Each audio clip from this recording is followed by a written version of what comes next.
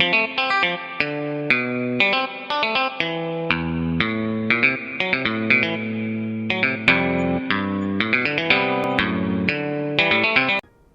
God Lover yang dikasih oleh Tuhan Yesus, apa kabarnya? Senang berjumpa kembali dalam program Rest and God malam hari ini bersama Diaspora TV. Setelah melewati kesibukan sepanjang hari ini, mungkin ada situasi yang membuat jiwa Anda menjadi letih lesu dan berbeban berat. Jangan menyerah, sebab Tuhan mengundang kita untuk mengalami kelegaan. Marilah kepadaku semua yang letih lesu dan berbeban berat. Aku akan memberi kelegaan kepadamu. Itu yang dikatakan Tuhan Yesus di Matius 11 ayat 28. Sungguh undangan yang luar biasa, janji yang luar biasa. Oleh sebab itu, mari kita hampiri Dia, kita bersatu di dalam doa. Bapa di surga, kami ucap syukur karena anugerah-Mu begitu luar biasa. Kami semua setiap hari diundang untuk ada dalam hadirat-Mu dan Engkau memberi kami sukacita, kelegaan dan berkat. Oleh sebab itu Bapa, kami datang kepadamu saat ini dengan membawa semua permasalahan hidup kami. Di dalam Yesus Kristus kami sangat percaya Tuhan akan memberi kami kelegaan, memberi kami kekuatan yang baru, bahkan memberi kami keberhasilan, kemenangan. Tuhan memberi kami damai sejahtera, sehingga malam hari ini kami bisa lalui dengan istirahat yang baik, tidur yang berkualitas. Esok pagi kami boleh memulai hari kami dengan segar, dengan sehat, dan menjadi hari yang diberkati oleh Tuhan. Terpuji nama-Mu, dalam nama Tuhan Yesus kami berdoa. Amin.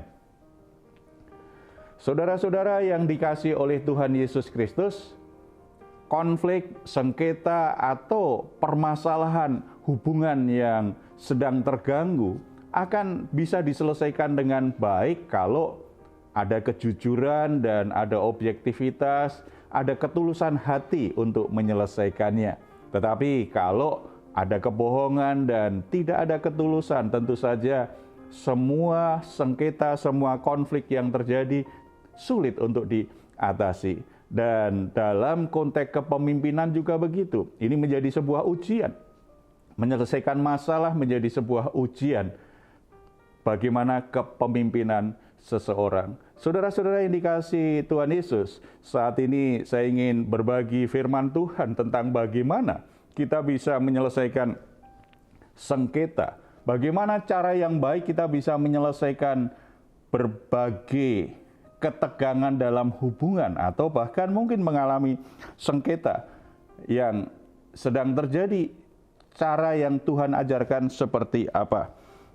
Kita akan membuka Alkitab kita dari Hakim-Hakim pasal 11 ayat 12 sampai 28. Perikop ini menjadi pelajaran yang sangat berharga bagi kita. Bagaimana kita bisa punya sikap yang benar, sikap yang baik sebagai anak-anak Tuhan di dalam menyikapi satu sengketa yang sedang terjadi. Ini mengisahkan tentang bagaimana umat Israel sedang bersengketa, sedang mengalami pertikaian dengan Bani Amon. Ketika Yefta dipilih untuk menjadi pemimpin mereka, yang dilakukan Yefta pertama kali adalah dia coba menyelesaikan dengan cara baik sengketa yang terjadi. Dan ada 3 hal penting kita bisa pelajari dari perikop ini. Apa yang dilakukan Yefta untuk menyelesaikan sengketa yang sedang dialami oleh bangsa Israel dengan Bani Amon saat itu. Yang pertama, Yefta minta klarifikasi, mengkonfirmasi permasalahan yang sedang terjadi. Kalau kita baca ayat 12 sampai 13.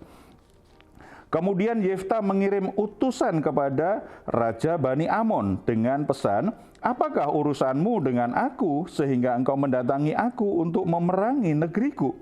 Jawab Raja Bani Amon kepada utusan Yefta, "Orang Israel ketika berjalan keluar dari Mesir telah merampas tanahku, dari sungai Arnon sampai ke sungai Yabok dan sampai ke sungai Yordan. Maka sekarang kembalikanlah semuanya itu dengan jalan damai." Ini alasan mengapa Bani Amon itu menyerang orang-orang Israel. Alasannya karena mereka menganggap orang Israel itu sudah merampas batas wilayah mereka, sudah mencaplok wilayah mereka. Permasalahan yang dianggap serius, makanya mereka coba menyerang bangsa Israel. Saudara-saudara, bagian ini dilakukan oleh Yefta dengan bijaksana. Dia mengirim utusan untuk tanya. Ini jawaban orang Amon. Prinsip pertama ini perlu kita terapkan. Ketika terjadi sengketa dalam keluarga, dalam persahabatan, dalam organisasi, atau apa saja dalam relasi kita dengan orang lain.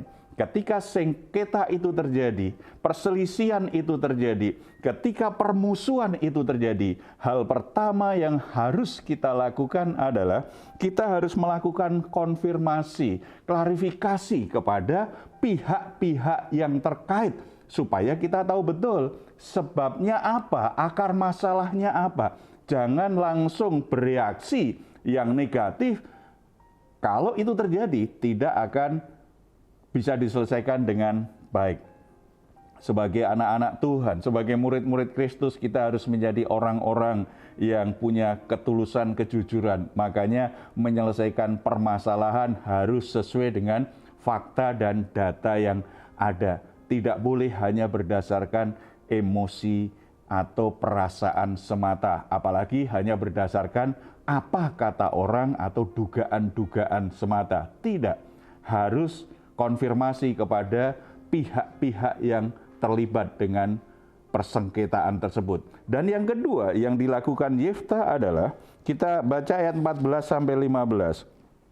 Lalu Yefta mengirim pula utusan kepada Raja Bani Amon dengan pesan, beginilah kata Yefta, orang Israel tidak merampas tanah orang Moab atau tanah Bani Amon. Yefta tidak mau hanya satu pihak saja mendengarnya. Makanya Yefta kemudian mengklarifikasi lagi. Oh, bukan begitu permasalahannya. Bukan kami yang merampas. Itu bagian dari kemenangan. Karena ketika kami berjalan, maka suku-suku yang kita sudah minta izin kita lewat ya. Mereka tidak mau bahkan menyerang. Makanya terjadi peperangan. Dan akhirnya kami bisa mengalahkan mereka dan kami menguasai wilayah mereka. Berdasarkan fakta, berdasarkan data yang sesungguhnya. Penyelesaian sengketa yang baik adalah berdasarkan keadaan, situasi, dan data yang sebagaimana mestinya. Tidak ditambahin, tidak dikurangi. Yefta mengatakan dengan jujur, ini loh faktanya, ini yang sebenarnya terjadi. Berarti kalian salah sangka, kalian salah memahaminya. Kami tidak merampas dari wilayah kalian, tidak. Itu kami dapat karena hasil dari kemenangan ketika ada suku-suku yang menyerang kami. Kami berperang, kami menang, kami kuasai wilayah mereka. Saudara-saudara, kenapa sengketa tidak cepat selesai? Mengapa pertikaian tidak cepat selesai? Mengapa hubungan yang rusak satu sama lain itu tidak cepat selesai? Karena begitu terjadi persengketaan, emosinya yang lebih banyak main, akibatnya lari kemana-mana. Bukan pada akar masalahnya, bukan pada sebenarnya ini terjadi akibat apa sih? Mulai mengarah ke yang lain-lain, ke hal-hal yang lain-lain. Dalam rumah tangga aja kadang-kadang kan seperti itu. Suami istri terjadi perselisihan. Misalnya karena masalah ketidakpercayaan istri karena suaminya sering pulang malam, lalu tidak bisa menjawab dengan baik. Istrinya menjadi cemburu. Ketika cemburu dia tanya kepada suaminya, suaminya bukannya menjelaskan apa adanya, tetapi kadang-kadang dia menjelaskannya sebagai reaksi negatif. Jadi kamu tidak percaya dengan saya, kemudian marah. Dengan kemarahan suaminya menjawab, dan itu pun tidak menjawab bagian yang sesuai dengan fakta, lebih ke arah reaksi dia karena merasa tersinggung. Istrinya mencurigai dia. Akhirnya konflik terjadi. Begitu konflik terjadi, istrinya juga merespon dengan emosi negatifnya terhadap sikap suaminya. Akhirnya mereka konflik berkepanjangan bukan karena kasus awalnya, suaminya yang sering terlambat pulang, tetapi karena emosi, sikap, perkataan yang diperlihatkan satu sama lain. Mereka saling bereaksi dan akhirnya berlarut-larut. Masalah sesungguhnya jadi terabaikan. Kalau kita ingin menyelesaikan persengketaan, perselisihan dengan baik, kita harus berpijak pada data, pada fakta yang sesungguhnya. Kita harus jujur memang pengen mengurai permasalahan yang ada.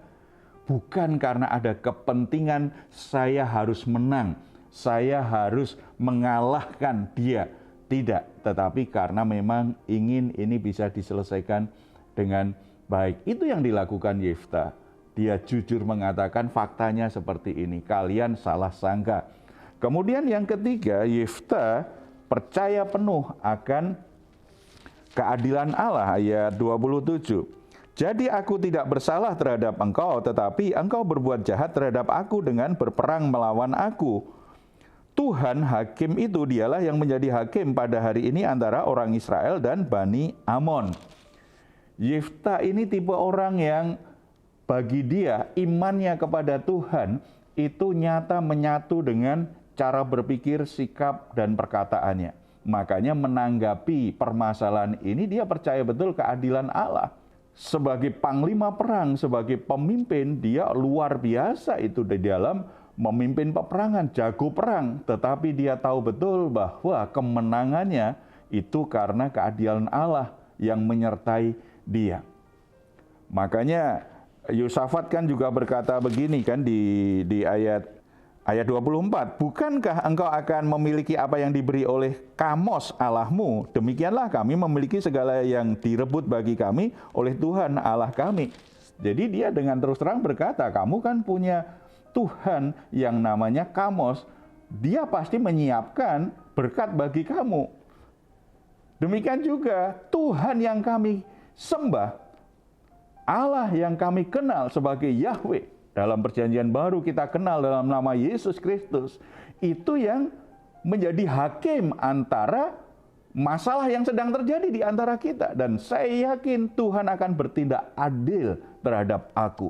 Saudara-saudara, menyelesaikan masalah itu kita tidak boleh kita mau main menang saja, tetapi mengabaikan fakta yang sebenarnya, kita mengabaikan pentingnya untuk konfirmasi, untuk klarifikasi, dan pentingnya kita percaya bahwa keadilan Tuhan itu berlaku untuk setiap permasalahan yang ada.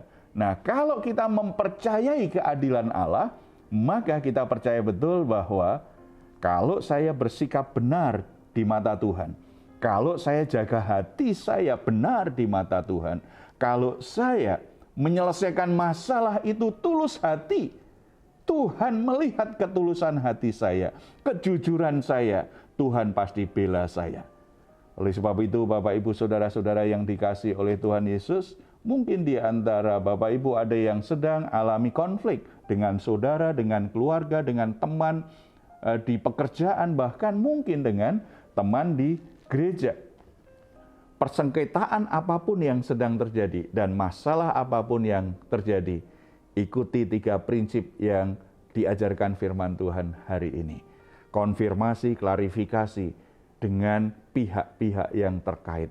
Jangan membuat kesimpulan sebelum kita konfirmasi, sebelum kita klarifikasi juga dengan situasi yang kita pahami, dengan data yang kita miliki.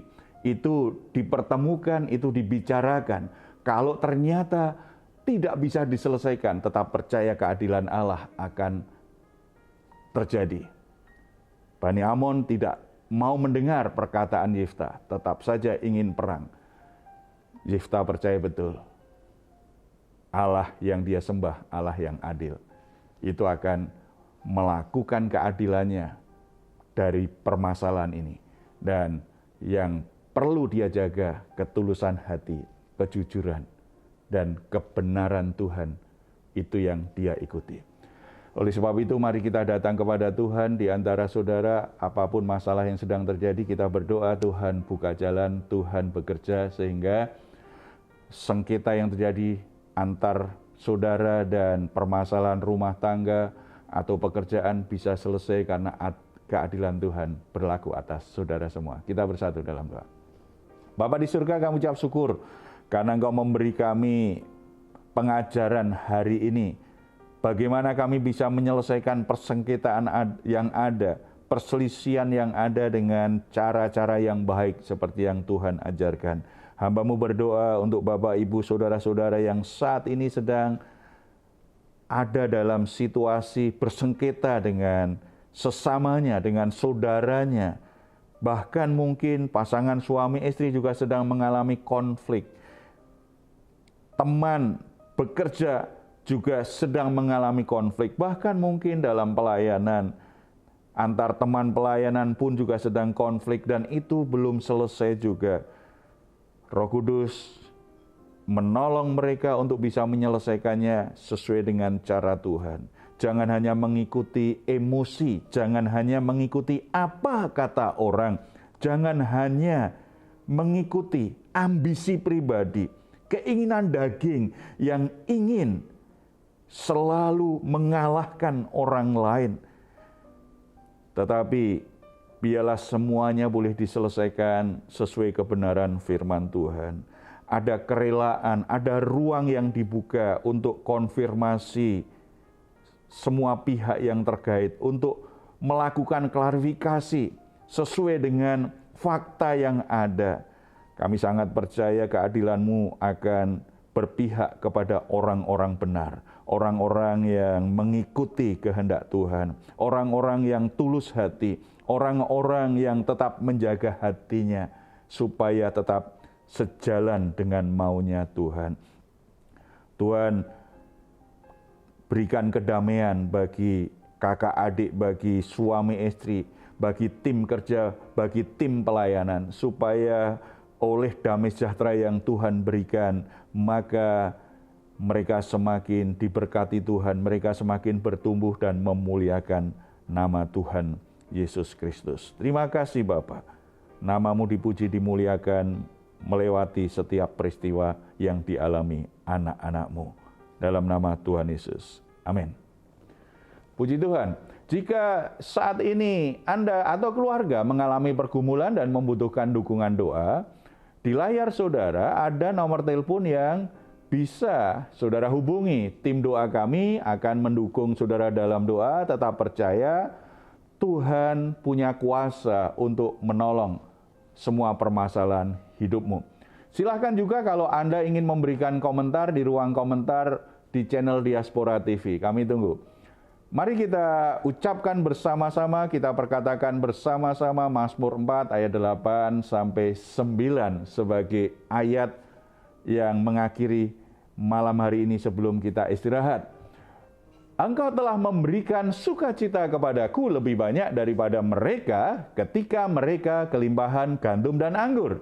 Dengan tentram aku mau membaringkan diri lalu segera tidur, sebab hanya Engkaulah ya Tuhan yang membiarkan aku diam dengan aman.